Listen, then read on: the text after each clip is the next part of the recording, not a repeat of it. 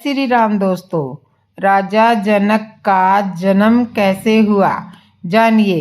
दोस्तों, हमारे चैनल पर आपका स्वागत है। राजा जनक का जन्म कैसे हुआ, इसके बारे में एक सुंदर कथा प्राचीन भारतीय ग्रंथ में वर्णित है। यह कथा विशेष रूप से रामायण और महाभारत के संदर्भ से महत्वपूर्ण है। राजा जनक का जन्म जनकपुर नामक नगर में हुआ था, जो वर्तमान में नेपाल में स्थित है। उनकी माँ का नाम सुदेवी और उनके पिता का नाम सूरज था। राजा सूरज का नाम बहुत ही आदर्श और धर्मनिष्ठ था। एक दिन राजा सूरज ने तपस्या करने का निर्णय लिया, जिसके कारण उन्हें भगवान शिव का वरदान प्राप्त हुआ। राजा सूरज और उनकी पत्नी सुदेवी के यहाँ एक अद्भुत घटना घटी।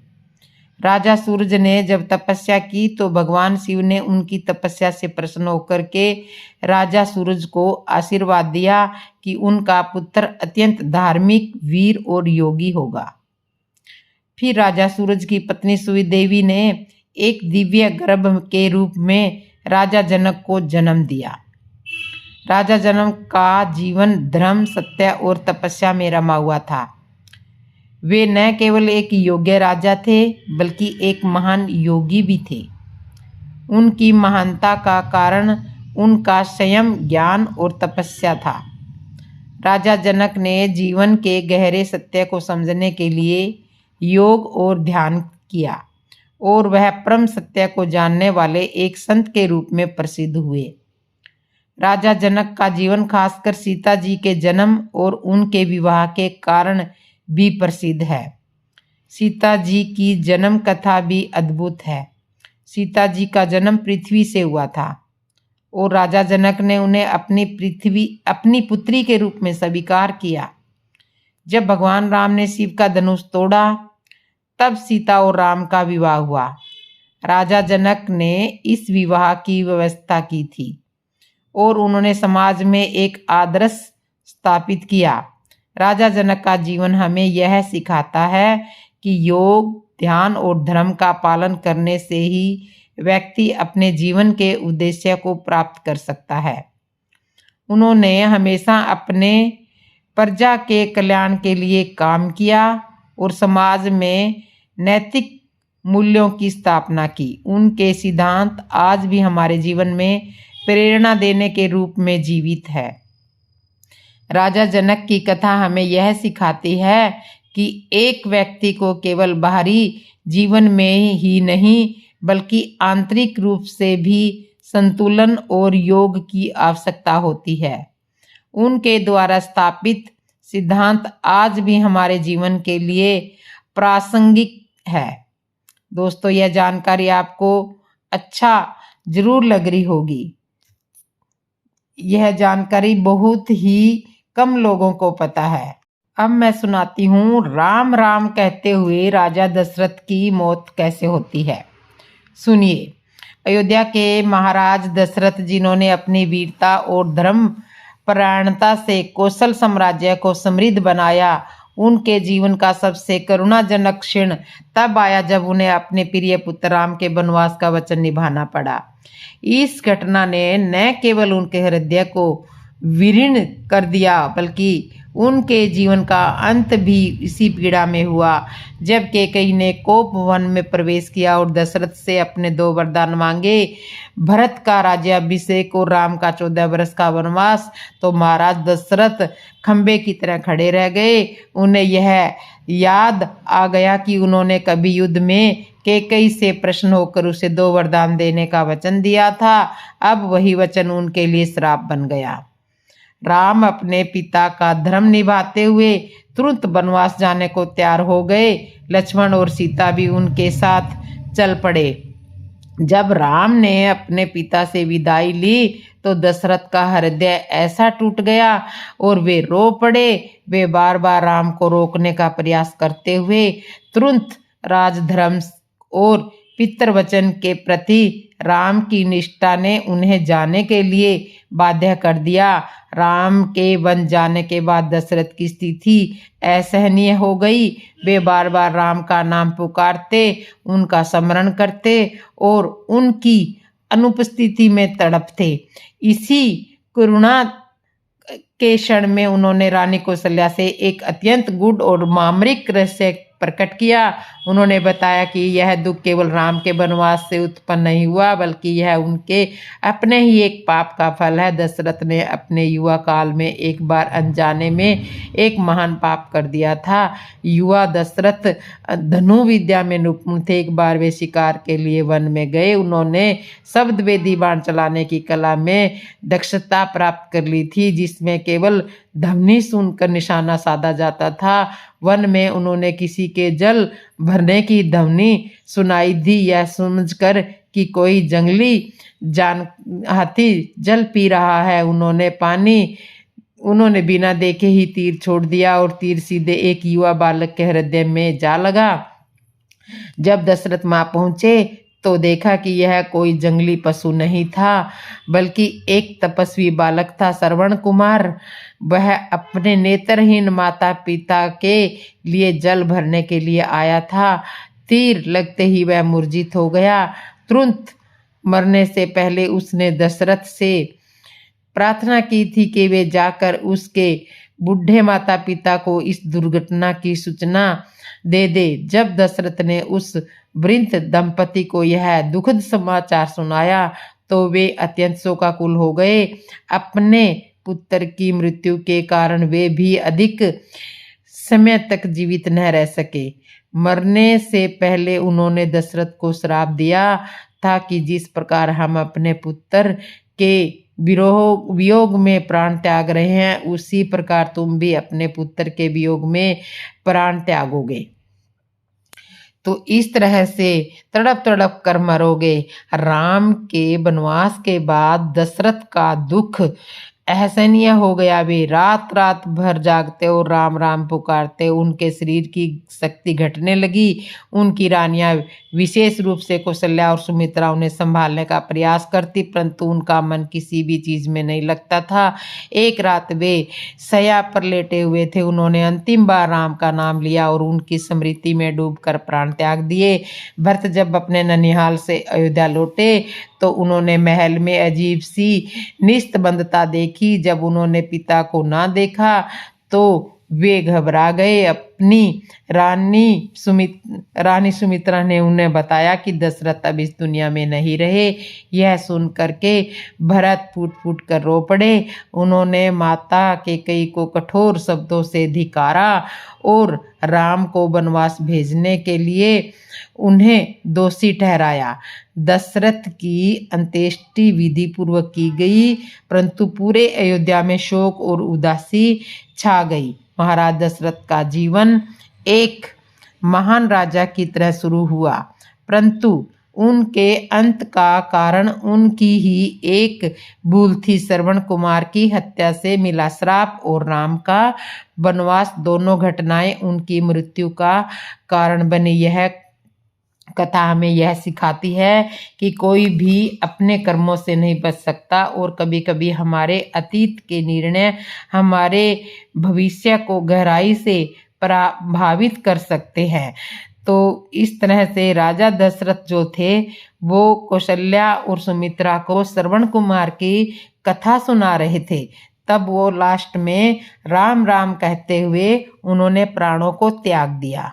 सुनिए, जब कुंभकर्ण 6 महीने सोता था तब उनकी पत्नी क्या करती थी।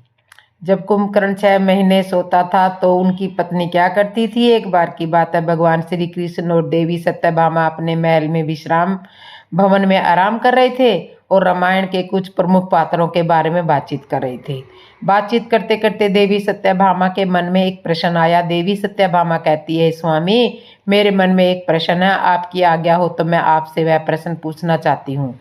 तो भगवान श्री कृष्ण कहते हैं, देवी सत्यभामा तुम निष्कोच होकर पूछो, मैं तुम्हारे हर प्रश्न का उत्तर देने के लिए तैयार हूँ। तो देवी सत्यभामा कहती है, हे दया के सागर, कुंभकर्ण के 6 महीने सोने के बाद उसकी पत्नी का क्या होता था जो भगवान श्री कृष्ण बोले, हे देवी सत्यभामा तुम्हारे इस प्रश्न से समस्त नारी जाति का कल्याण होगा, क्योंकि एक नारी की बात सारी नारी समझ सकती है। भगवान श्री कृष्ण कहते हैं, हे देवी सत्यभामा, मैं तुमको एक कथा सुनाता हूँ। उस कथा में तुम्हें यह पता चल जाएगा कि कुंभकर्ण के सोने के बाद उसकी पत्नी क्या करती थी।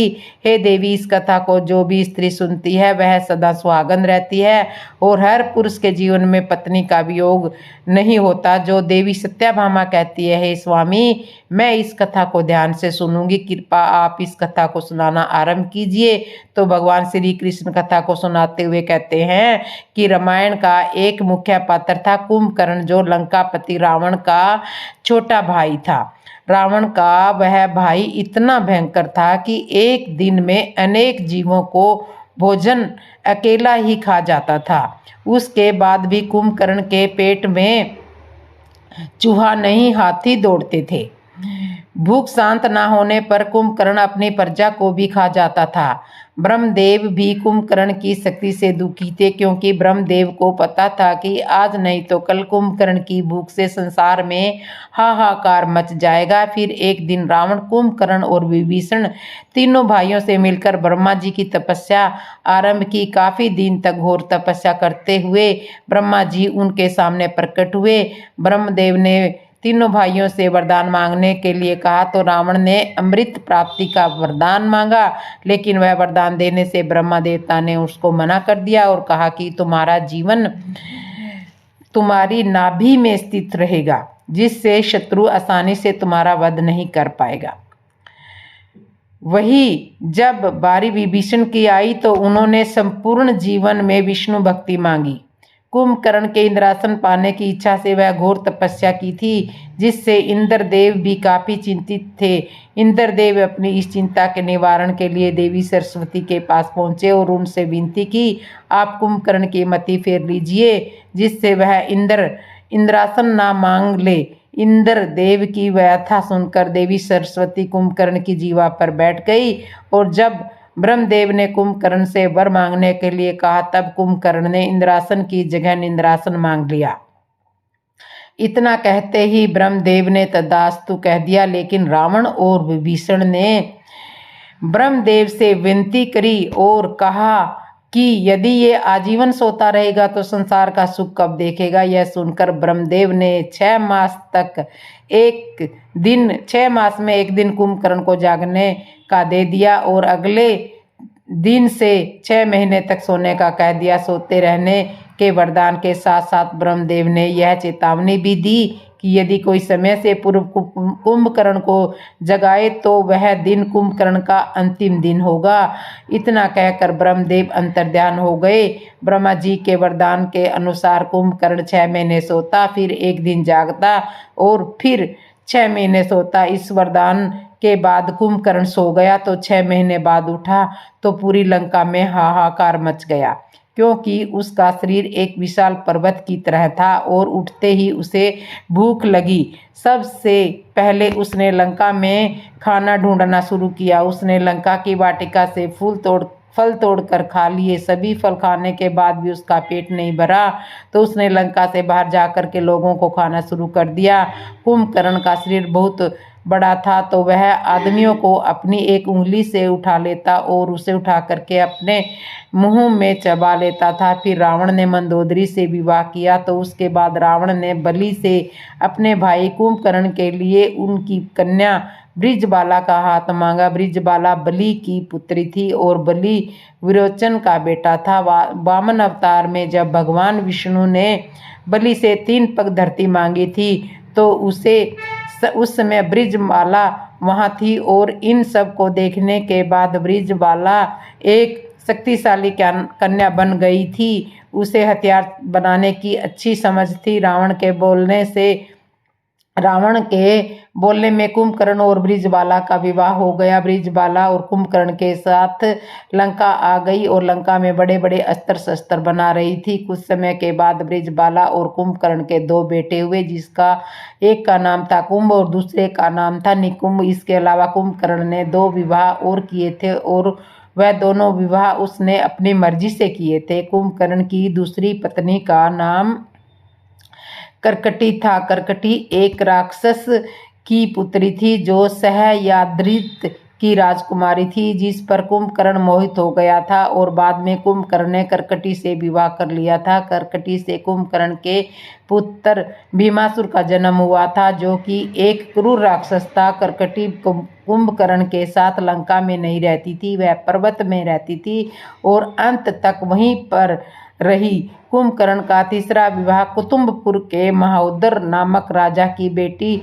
तड़पमाला से हुआ था, जो बाद में लंका में ही रह रही थी। कुंभकर्ण की पहली पत्नी बृजबाला को रावण ने लंका की शस्त्र बनाने वाली सेवा का सेना नायक बना दिया था, क्योंकि उसे शस्त्रों के बारे में बहुत ज्ञान था। इसलिए वह अपनी सेवा के साथ शास्त्र बना रही थी।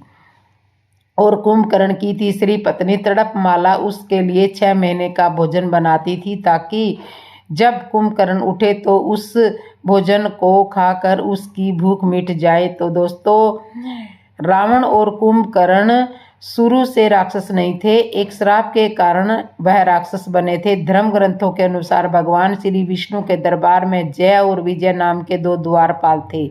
एक बार सनक सनद सनातन और सनत कुमार नामक के दो चार मुनि भगवान श्री विष्णु के दर्शन करने के लिए आए थे। उस समय जय और विजय नाम के श्री विष्णु के दो पहरेदारों ने उनकी हंसी उड़ाते हुए उन्हें रोकने का प्रयास किया। इससे वे चारों मुनि बहुत गुस्से में आकर श्राप देते हुए बोले कि तुम्हारे कर्म तो असुरों जैसे है, इसलिए तुम इसी क्षण असुर हो जाओगे।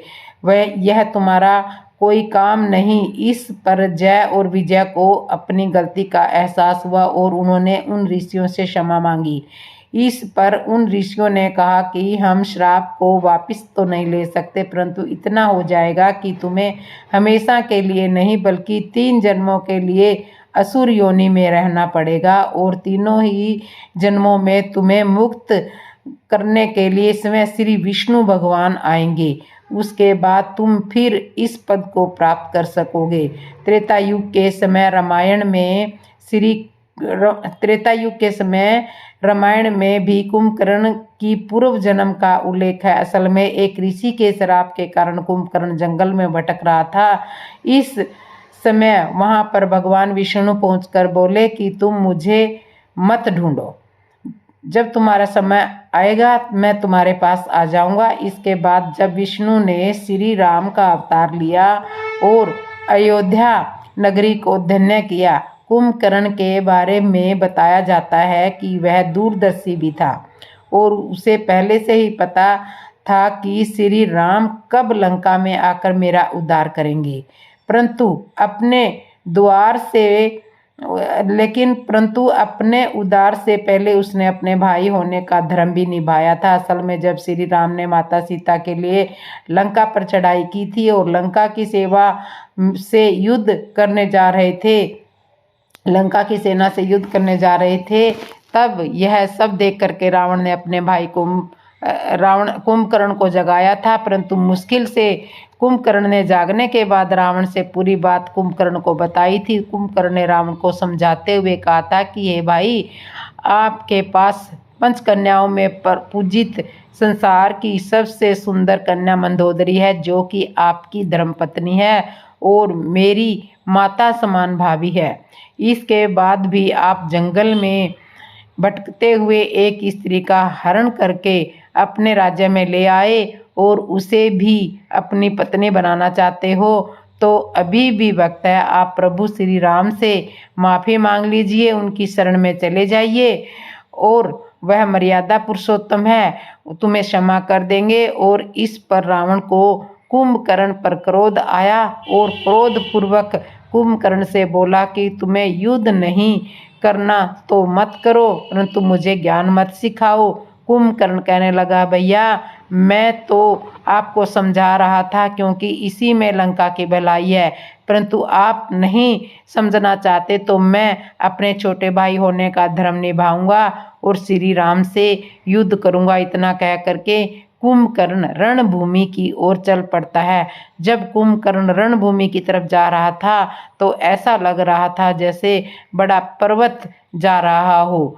कुंभक ने रणभूमि में पहुंचकर वानर सेना में हाहाकार मचा दिया उसने भगवान श्री राम की सेवा को तितर तितर कर दिया और ना जाने कितने ही बांदरों को भी मार दिया। तो यह सब देखकर श्री राम ने देखा कि कुंभकर्ण अब नहीं मानेगा। तब श्री राम ने धनुष पर बाण चढ़ाया और कुंभकर्ण को मारकर यमलोक पहुंचा दिया। और कुंभकर्ण के मरने के बाद रावण दुखी हो गया था, क्योंकि उसने अपने भाई को खोया था। परंतु रावण से ज़्यादा दुखी कुंभकर्ण की पत्नियां ब्रिज माला तड़ित माला थी। वे सती हो गई, क्योंकि बज्जरमाला और तड़प माला दोनों ही श्री राम से प्रार्थना की थी कि उन्हें भी इस असुर योनि से मुक्ति मिल जाए। और श्री राम जीने के बाद में ऐसा ही किया। तब भगवान श्री कृष्ण कहते हैं कि हे देवी सत्यभामा, कुंभकर्ण के साथ साथ उसकी पत्नियां को भी मुक्ति मिल गई और इसी के साथ वह भी कुंभकर्ण के साथ वह सती हो गई। ने कभी अयोध्या पर आक्रमण क्यों नहीं किया? तो दोस्तों आपको मैं बता देती हूँ कि रावण का आतंक तीनों लोकों में फैल चुका था। स्वर्ग से लेकर पृथ्वी तक हर स्थान पर रावण का आतंक फैल चुका था। देवता, ऋषि, मुनि और सामान्य मनुष्य सभी रावण के भय से तत्पर थे। यज्ञ, तप और धर्म कर्म सभी बाधित हो चुके थे, परंतु अयोध्या की भूमि पर रावण कभी भी आक्रमण नहीं कर पाया। क्योंकि राजा दशरथ को संतान प्राप्ति की चिंता थी। दोस्तों उन्होंने ऋषि वशिष्ठ के मार्गदर्शन में पुत्रेष्टि यज्ञ करने का निश्चय किया था। यज्ञ आरंभ हुआ और देवताओं का आह्वान किया गया। सारे देवता उस यज्ञ में सम्मिलित हुए, क्योंकि यह ऐसा स्थान था जहां रावण का आतंक नहीं था। देवताओं ने महाराज दशरथ से अपनी पीड़ा प्रकट की। वे बोले, महाराज, रावण ने हमें स्वर्ग से निष्कासित कर दिया है और वह यज्ञ, तप और धर्म कर्म सभी को नष्ट कर रहा है। हम गुफाओं और जंगलों में छिपने को मजबूर हैं, लेकिन अयोध्या में रावण आने की हिम्मत नहीं करता। कृपया इस यज्ञ का पूर्ण अयोध्या में करे, जिससे धर्म की पुण्य स्थापना हो। अयोध्या की 84 कोस की परिधि में रावण का आतंक नहीं था। इसका कारण महाराज दशरथ और उसके पूर्वजों का धर्म और शक्ति था। रावण को भविष्यवाणी पता थी कि दशरथ के पुत्र के हाथों उसका अंत होगा, इसलिए वह अयोध्या की सीमा में प्रवेश करने से कतराता था। महाराज दिलीप, जो राजा दशरथ के पूर्वज थे, निसंतान थे। वे ऋषि वशिष्ठ की कामधेनु गाय की सेवा किया करते थे। एक दिन जब गाय जंगल में चर रही थी, तब एक शेर ने उस पर हमला किया। दिलीप ने गाय की रक्षा के लिए संध्या व्रत के दौरान जल का बाण चलाया और शेर को मार गिराया। उसी समय रावण वहां पहुंचा। उसने सोचा कि दिलीप को मारकर भविष्यवाणी को बदल देगा। दिलीप और रावण का संवाद होता है। रावण ने उन्हें शास्त्र का ज्ञान देते हुए कहा कि संध्या के दौरान पीछे जल फेंकना विधि के विरुद्ध है। दिलीप ने उत्तर दिया, लंकेश, मैं अपने गुरुदेव की गाय की रक्षा कर रहा हूँ। यदि नियम तोड़ना पड़े तो भी धर्म की रक्षा करना मेरा कर्तव्य है। रावण ने देखा कि जिस राजा के जल का बाण बनाकर शेर को मार दिया, वह उसे भी मार सकता है। रावण वहां से भाग गया।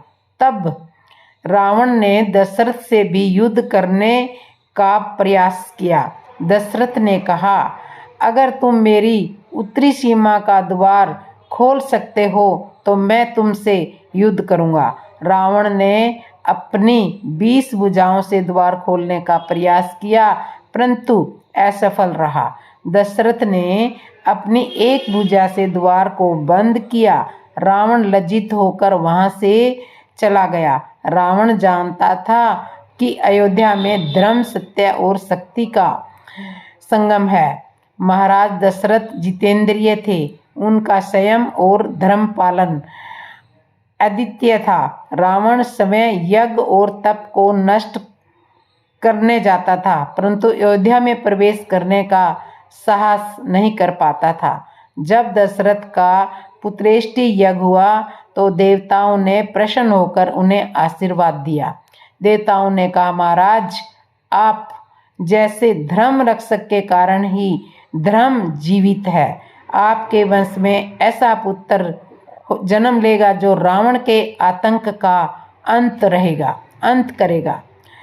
अयोध्या की भूमि पर रावण का आक्रमण न कर पाना महाराज दशरथ और उनके पूर्वजों की धर्मनिष्ठा, शक्ति और सत्य का परिणाम था। यह कथा हमें यह सिखाती है कि जब व्यक्ति धर्म, संयम और सत्य के मार्ग पर चलता है तो सबसे बड़ा आतताई भी उसे पराजित नहीं कर सकता।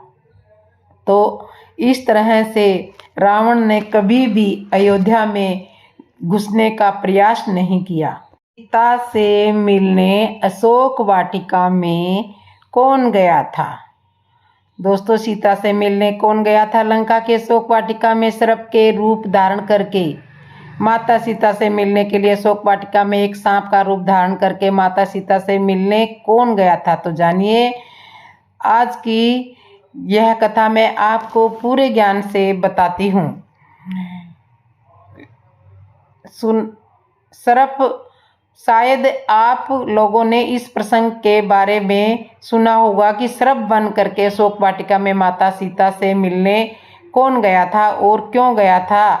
तो दोस्तों, आज की वीडियो बड़ा ही ज्ञान देने वाला प्रसंग है और आप इस प्रसंग को पूरा सुनिए, तभी आपको समझ में आएगा। तो दोस्तों, आखिर सर्प बन करके माता सीता से मिलने के लिए कौन गया था और क्यों गया था? एक बार की बात है, आपने रामायण को देखा होगा या पढ़ा भी होगा। जिस समय लंकापति रावण ने माता सीता का अपहरण किया था और माता सीता को ले जा कर के अपनी लंका के अशोक वाटिका में रखा था, तो माता सीता ने अन्न और जल को त्याग दिया था। माता को अन्न और जल त्याग करने के बाद इधर ब्रह्मा जी ने यह देखा कि माता सीता ने अन्न और जल का त्याग कर दिया है, तो ब्रह्मा जी ने सोचा कि यह भूखे रहेंगे, उनको भूख बहुत परेशान करेगी। इधर ब्रह्मा जी को माता सीता की चिंता हो गई कि अब क्या करें क्या ना करें। तो इस समय ब्रह्मा जी ने देवराज इंद्र को अपने पास बुलाया और कहा कि आप हमारा एक कार्य कर सकते हैं। आपको लंका जाना है और लंका की अशोक वाटिका में माता सीता को रावण रखा हुआ है। आपको वहां पर जाना है, क्योंकि माता सीता ने अन्न और जल का त्याग कर दिया है। और मैं आपको एक दिव्य खीर दूंगा और ये खीर ले जा करके माता सीता को दे देना।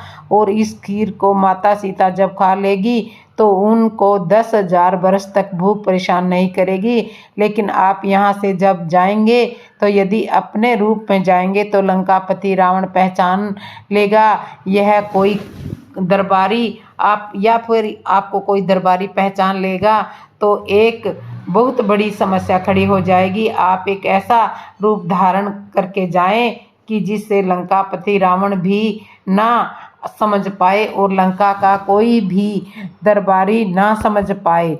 जब इतनी बात देवराज ने इंद्र को सुनाई तो देवराज इंद्र ने कहा कि आप चिंता ना करें, आपने यह कार्य हमें सौंपा, मैं यह कार्य करने के लिए लंका में जरूर जाऊंगा।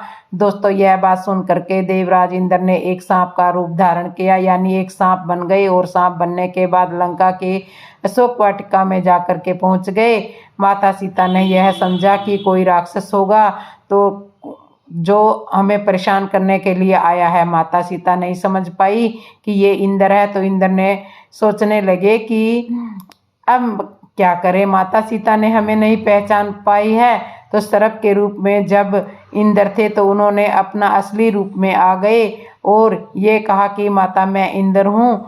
तो इंद्र की बात सुन करके माता सीता ने अपने तपोबल से यह देखा कि ये वास्तव में इंद्र है। तो माता सीता समझ गई कि आप ही इंद्र हो। तो माता सीता ने कहा कि कहो इंद्रदेव, किस कारण से आपका यहाँ आना यहाँ पर आना पड़ा। तब इंद्र ने कहा कि माता, आपने अन्न और जल को त्याग दिया है, आपको भूख बहुत परेशान कर रही होगी और इससे भूख की समस्या के लिए मैं आपके पास यह दिव्य खीर लेकर के आया हूँ। यदि आप इस दिव्य खीर को खा लेंगी तो आपको 10,000 वर्ष तक भूख परेशान नहीं करेगी। तो दोस्तों परिणाम यह मिलता है कि माता सीता ने बहुत मना किया कि मुझे यह खीर नहीं खानी है, लेकिन इंद्रदेव की ज़्यादा प्रार्थना पर माता सीता ने उस खीर को ग्रहण कर लिया था।